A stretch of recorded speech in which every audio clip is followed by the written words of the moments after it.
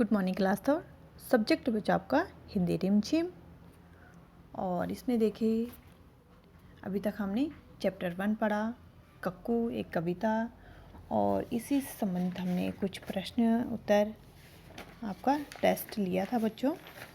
और आज हम पढ़ेंगे चैप्टर नंबर 2, सेकी बाज मक्खी के। तो अपनी जो हिंदी की बुक है इसको ओपन कर लीजिए और चैप्टर नंबर 2 इसको ओपन कर लीजिए। चैप्टर 2 पेज नंबर 7 है, इसको ओपन कर लीजिए। सेकीबाज मक्खी। तो सेकीबाज होती है बच्चों घमंडी। हम क्या कह सकते हैं इसको? घमंडी। घमंडी एक मक्खी है, इसी पे एक कहानी है बच्चों, तो ध्यान से इसको सुनिएगा। बहुत अच्छी कहानी है ये, सेकीबाज मक्खी। तो चलिए कहानी पढ़ना स्टार्ट करते हैं। एक जंगल था, एक था जंगल। उस जंगल में एक शेर भोजन करके आराम कर रहा था। इतने में एक मक्खी उड़ती उड़ती वहां आ पहुंची। शेर ने 2-3 दिनों से स्नान नहीं किया था, इसलिए मक्खी शेर के कान के एकदम पास भिन भिन भिन भिन करने लगी। शेर को बहुत मुश्किल से नींद आई थी। उसने पंजा उठाया, मक्खी उड़ गई, लेकिन फिर से शेर के कान के पास भिन भिन शुरू हो गई। अब शेर को गुस्सा आया, वह दहाड़ा, अरे मक्खी दूर हट, वरना तुझे अभी दांत से मार डालूंगा।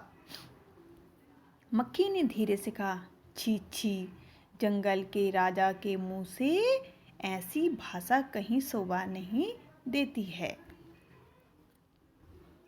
फिर यहाँ पे देखिए, शेर का गुस्सा बढ़ गया। उसने कहा, एक तो मुझे सोने नहीं देती, ऊपर से मेरे सामने जवाब देती है। चुप हो जा, वरना अभी। मक्खी बोली, वरना क्या कर लोगे? मैं क्या तुमसे डर जाऊंगी? मैं तो तुमसे भी लड़ सकती हूँ, हिम्मत हो तो आओ। शेर आग बबूला हो उठा। उसने कान के पास पंजा मारा। मक्खी तो उड़ गई, पर कान जरा छिल गया। मक्खी उड़कर शेर के कान पर बैठी, तो उसने मक्खी को फिर पंजा मारा। मक्खी उड़ गई। अब की बार शेर की नाक छिल गई। तो मक्खी कभी शेर के माथे पर बैठती, कभी गाल पर, कभी गर्दन पर। शेर पंजा मारता जाता है और खुद को घायल करता जाता। मक्खी तो फट से उड़ जाती।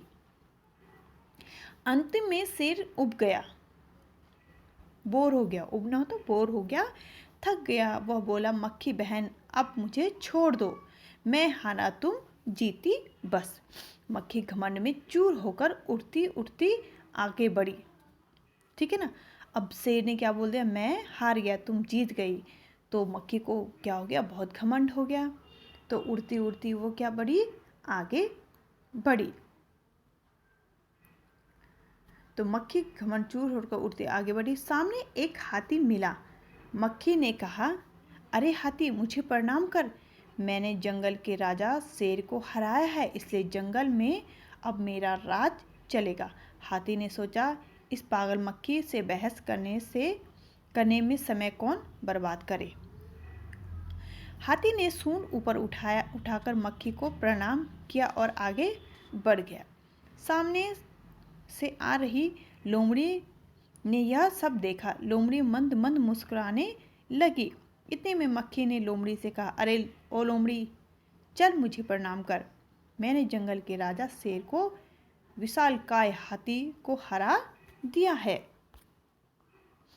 लोमड़ी ने उसे प्रणाम किया, फिर धीरे से बोली, धन्य हो मक्खी रानी, धन्य हो, धन्य है आपका जीवन और धन्य है आपके माता पिता। लेकिन मक्खी रानी, उधर वह मकड़ी दिखाई दे रही है ना, वह आपको गाली दे रही थी, उसकी जरा खबर लो ना।